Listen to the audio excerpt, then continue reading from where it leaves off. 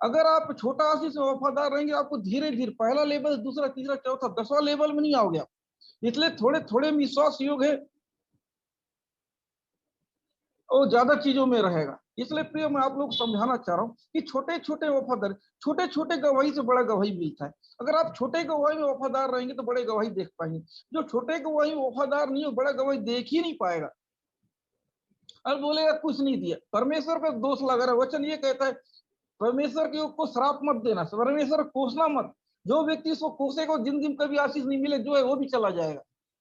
जब वो दिया प्रभु तो समय वो क्या कर रहा था, वो क्या किया जब प्रभु उसको दिया, तो जब उसको आशीष दिया तो उसका इसने क्या इस्तेमाल किया। एक व्यक्ति को एक तोड़ा दिया गया तो उसने क्या किया, जमीन में डाल दिया। बाकी लोग को 2 तोड़ा दिया, उसने यूज किया।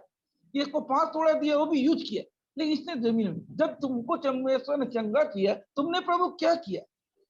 ऐसे लोग प्रभु दोबारा दया नहीं करते हैं। कितना ही भी रो, कितना भी गिड़गिड़ा, जो प्रभु के उपकार को भूल चुके हैं उन पर दया नहीं किया जाएगा। इसलिए जब वो दया किया जाता है तो झुकना सीखिए, करना नहीं। गरज आपको है।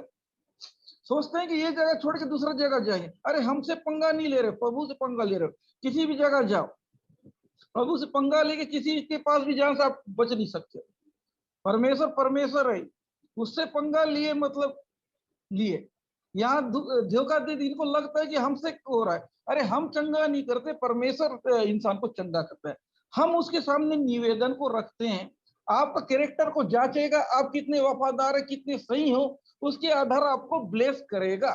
हमारा काम है पर सामने आपका प्रॉब्लम को रखना है ना। उसके बाद एप्लीकेशन पास करना नहीं करना, प्रभु उसके बाद आपको ब्लेस करेगा।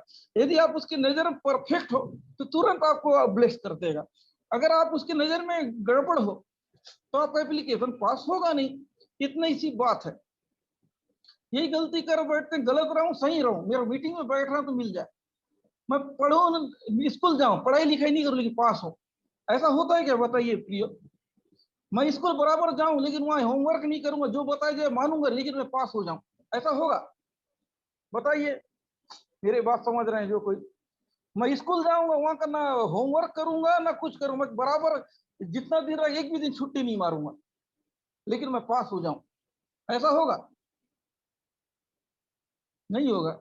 इनको देखिए, बात नहीं मानना, जो कुछ भी करना मन माने करना, बदले में चाहते मीटिंग बैठने का चार्ज चाहिए, चंगाई। अरे परहेज नहीं है तो चंगाई भी कितनी महंगा दवाई भी खा लो। एक शराबी एक तो बीमार है बहुत ज्यादा, उसको शराब पीने के लिए मना है, दवाई भी खाएगा, दारू पिए क्या उसको असर करेगा? बताइए। एक शराबी व्यक्ति है, उसको लीवर में प्रॉब्लम है, कि उसको बोला गया है कि दारू मत पीना लेकिन फिर से तकलीफ बढ़ जाएगा। अब दवा के साथ दारू पिए काम चलेगा? वही काम करते हैं लोग। परहेज तो नहीं करेंगे, पाप के साथ प्रार्थना कराएंगे, आज्ञा अनाज्ञाकारी के साथ प्रार्थना कराएंगे, कहां से आशीष मिलेगा? शराब के साथ दवा खाएंगे, और ऐसा थोड़ी होता है। सीरियस हो जाइए प्रिय, मैं क्लियर बात बोल रहा हूँ, लोगों को थोड़ा बुरा लग सकता है लेकिन हकीकत है। अगर मैं आपको झूठ बोल के लूंगा तो आप ही का नुकसान होगा, आपको फायदा नहीं मिलेगा। कुछ लोग हैं जो झूठ बोल बोल के, बड़ा चढ़ा के, चुपड़ी चपड़ी बात कर करके लोगों को बहलाते हैं। हमारा ये काम नहीं है प्रियो, हमारा काम अलग है। हमारा जिम्मेदारी अलग है, प्रभु ने जो काम दिया है वो अलग है। इसलिए प्रभु प्रियो, हमारी बातों को समझने का कोशिश कीजिए। यदि आप समझ गए तो अच्छी बात है, नहीं आप ही का ही फायदा, नहीं समझे तो आप ही का ही नुकसान होगा। इसलिए प्रिय ध्यान से समझिए कि चाहे कोई परेशानी हो, चाहे अंधेरा हो, अगर आपको उजाला देखना है, उजाला में चलना है तो आपको ठोकर लगेगा नहीं, है ना। अगर आपकी जिंदगी में उजाला है तो आप ठोकर खाओगे नहीं। अब यदि आपकी जिंदगी में अंधेरा है तो ही आप ठोकर खाओगे। ये यीशु मसीह लाइट वाइट के बारे में नहीं बोल रहा है, इस उजाला के बारे में नहीं बोल रहा है। हम के बारे में बात कर रहा है कि हमारे अंदर क्या है। हमारे अंदर अच्छा स्वभाव है कि बुरा स्वभाव? एक अच्छा स्वभाव एक उजाले को दर्शाता है, एक बुरा स्वभाव अंधेरे को दर्शाता है। आज्ञा मानना उजाला है, आज्ञा उल्लंघन करना अंधेरा है। जो भी हम बुरा करते हैं वो सब अंधेरा का काम है, जो भी अच्छा करते हैं हम उजाला का काम।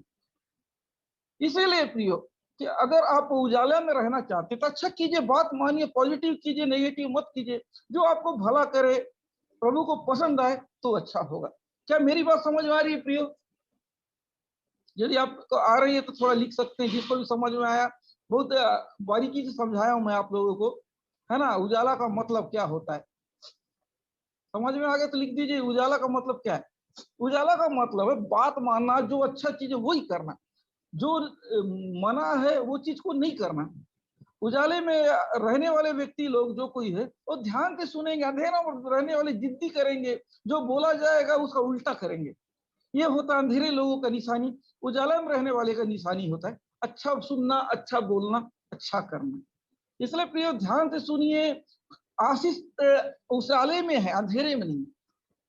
यदि आप अंधेरे में हो तो आप आशीष के हकदार नहीं हो, आपको उजाला में आना पड़ेगा आशीष चाहिए तो। आज उजाले में आ जाइए, पुराने खराब आदत को छोड़िए, जो आपको फायदा नहीं देता है वो काम को छोड़िए, है ना। प्रियो आप लोग अभी रिबा लाबा राबा राबा राबा, रिखा साका राका राका राका, रिबा लाबा लाबा लाबा साबा राबा राबा, रिखा साका राका राका राका लिखिए प्रियो कि मैं अब उजाला में आ रहा हूँ, आ रही हूँ, मेरा सब चीज ठीक हो रहा है। लिख दीजिए आपको जो कुछ भी आपके लाइफ में जो अंधेरा है, जो जिस चीज को आप अंधेरा समझते हैं, जिस चीज को अपना दुश्मन समझते हैं, उसको हटाइए। इस चीज से वो आपको कभी वो आपको ठोकर ही लगने देगा, आपको आजाद होने नहीं देगा। यदि ऐसा टाइप का कुछ भी है आपके लाइफ में तो लिखिए कि उस अंधेरा से को आप दूर कीजिए, आप उजाले में आएंगे। वो आपको अंधेरा में ले जा रहा है, चाहे वो बीमारी हो, चाहे टेंशन हो, चाहे कुछ भी हो, उस चीज को बना लीजिए अंधेरा, उसको भगाइए। इस अंधेरे को मैं अपने लाइफ से दूर करता हूँ, करती हूँ, फिर देखिए कैसा काम होगा। विश्वास से इस वचन को रिसीव कीजिए। हो रीबा राबा, यीशु मसीह उजाला है, इसलिए हम उजाले की संतान हैं, हम रोशनी में चलने वाले हैं। हो साबा राबा राबा, हो रोशनी के साथ। इसलिए प्रियो यदि आप उजाले में तो बराबर गवाही को बांटेंगे, यदि आप उजाले में बराबर लिंक को बांटेंगे, आप उजाले में है तो बराबर मीटिंग में जुड़े। यदि आप उजाले में है तो एक बड़ी गवाही को देखोगे, यदि आप उजाले में नहीं, चाहे कितने भी मीटिंग बैठो, आप गवाही नहीं देखेंगे। इसलिए आप उजाले में जो व्यक्ति, वो लिखते जाइए आज से मैं उजाले में आ रहा हूं। अगर आप उजाले में है तो आप स्वस्थ हो रहे हैं, यदि आप अंधेरे में है तो स्वस्थ नहीं होंगे। बार अब अपने जिंदगी से अंधेरा को हटाइए, अपने जिंदगी से अंधेरा को भगाइए। जो भी अंधेरा है, जैसा भी अंधेरा है, उसको डांटिए अपने लाइफ से, यीशु के नाम से दूर कीजिए। जो भी अंधेरा है, अंधेरा ये लेवल में रह के आप कभी आशीषित नहीं पहुंच सकते, अंधेरे में लेके उस मंजिल पे कभी नहीं पहुंच सकते। इसलिए प्रियो अपने अंधेरे को डांटिए, अपने अंधेरे को भगाइए। तो साबा राबा राबा, अपने अंधेरे को भगाइए। अपने जीवन में जो भी जैसा भी अंधेरा है पूरी तरह से हटाइए, पूरी तरह से हटाइए, पूरी तरह से हटाइए। रीदाला बारा बारा बा रिसीव कीजिए। वो बीमारी रूपी अंधेरा को भगाइए, रिखा साकारा का बीमारी रूपी टेंशन रूपी अंधेरा को भगाइए।